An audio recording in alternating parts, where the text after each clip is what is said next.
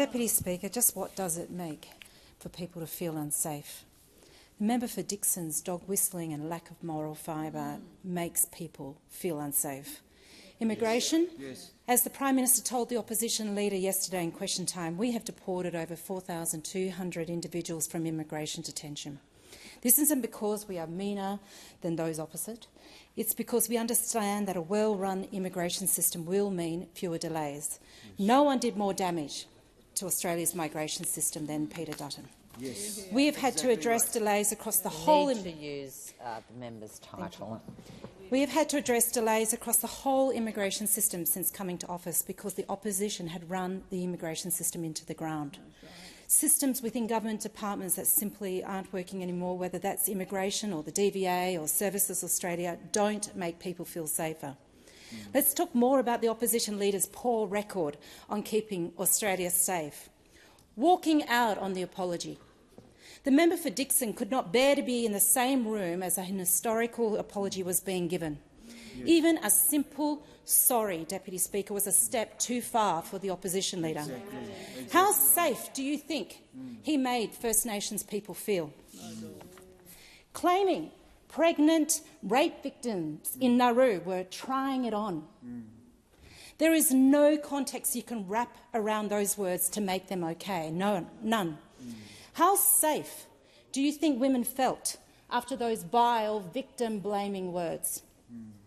Accusing a political opponent of using their disability as an excuse. The member for Dixon, worried about his re-election, said that Ali France was using her disability as an excuse for not moving into the electorate. I mean, how safe do you think that makes people living with disability feel? And when you accuse gangs of particular nationalities of violence, that sows the seeds not just of unrest, but also of racism. Yes, racism. When you slide onto Sky News of an evening and talk about refugees being illiterate and innumerate and how they will take Australian jobs, you may well get a nod and a smile from the host and firm up a vote or two, but again, it doesn't make anyone feel safe. All of these examples define the opposition leader, the member for Dixon, and by extension the coalition he leads, and they don't make people feel safe. So what does make people feel safe? Good government.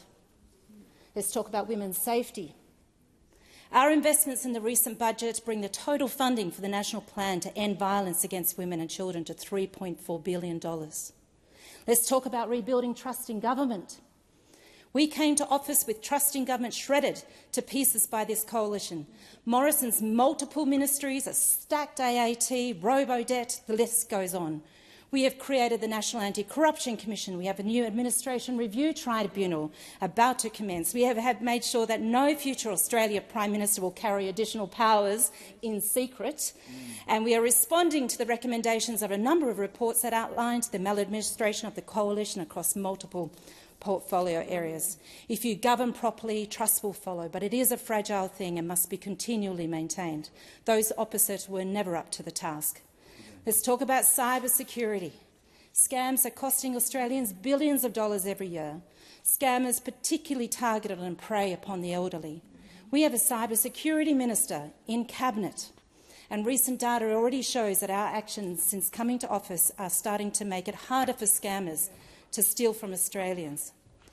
We have also quadrupled funding for the E-Safety Commissioner to help keep our children safe from online harm. This is how you make people feel safe. Addressing climate change makes people feel safe. Getting proactive about emergency management makes people feel safe. That is what the Albanese government is doing. It's what the opposition never did. It is not rocket science, just good government.